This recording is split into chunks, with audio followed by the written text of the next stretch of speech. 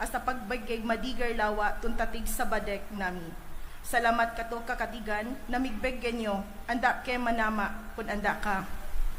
Manama, to kanak pagdasal na sikuna to inalayon agbante, agpagbagge balatik hasta takas kato nami, Vice Presidente Inday Sara Duterte, hasta kato nami Mayor Cadabo, Mayor Sebastian Duterte, Vice Mayor Melchor Kitain Jr., hasta kato langon mga opisyales ka gobyerno, kato mga congressman, konsehal, mga sundalo hasta kapulisan ka Davao. Ama manama, kung nato maggibigya, kato nami Pangulo, bagayan ko ka kakatigan hasta ugis espiritu na tumabang kandinduton ta mga desisyon para ka kadigaran kato nami banwa.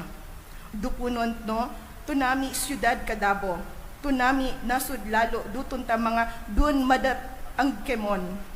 Manama, si kami ag-celebrar kani ika 126 anibersaryo. Alo ka kalanga. Agpamuyuan deto neko, panalangin, pagbante, pagtakas, no hasta kasi ko na to agbusbos, kato kakatigan, agad pa duton ta mga opisyales ka gobyerno. Hasta kato langon mga opisyales na duwan kalimbigitan kani kalumuan ni. Salamat pagsik manama, kato nami mga kadumaan na inalayon ag pagbokog na memo ni kalumuan ni, kuna to ag panalangin hasta takas kandan manama. Manama, kami agdasal, agpamuyo kay kato neko, pagbawi kato mga bogok, kuna to agbagyek madigar lawa hasta kabakaran. Digo to pamuyuan de hasta agbagayan to, pagdurong, pagpasalamat, takas kato ugis espiritu, duton nga dan ta Jesus. Amen. A'udzu billahi minasyaitonir rajim. Amin ya rabbal alamin. Alhamdulillahi rabbil alamin. Ar-Rahmanir Rahim. Maliki yaumiddin. Iyyaka na'budu wa iyyaka nasta'in. Ihdinas siratal mustaqim. Siratal ladzina an'amta 'alaihim ghairil maghdubi 'alaihim waladdallin. Amin. Ya Allah, kata kami matitimu-timu kami. Iman to alungan nag-iisok kinisiba yung inged a Pilipinas. Kasi sabab ko kiya ato mga pagtaw sa mga miyangaw na alitirami. Ya Allah, nabaluyang ka mamua inspirasyon nami ang koto kaya pasiberan. Si ko kaysa isa iganat ko presidente na tamang kubaysyan so kalangulang-wanong mga leader.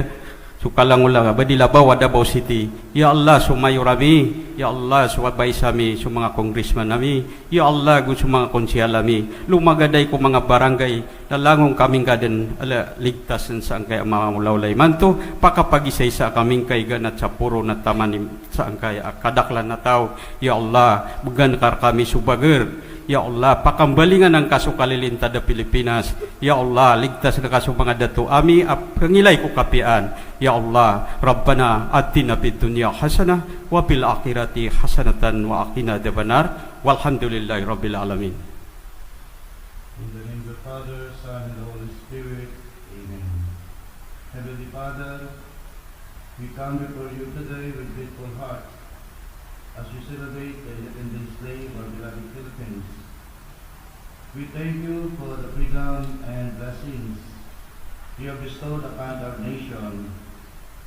We honor the courage and sacrifices of those who fought for our liberty, and we ask for your continued guidance as we strive to build a country that reflects your love, justice, and peace.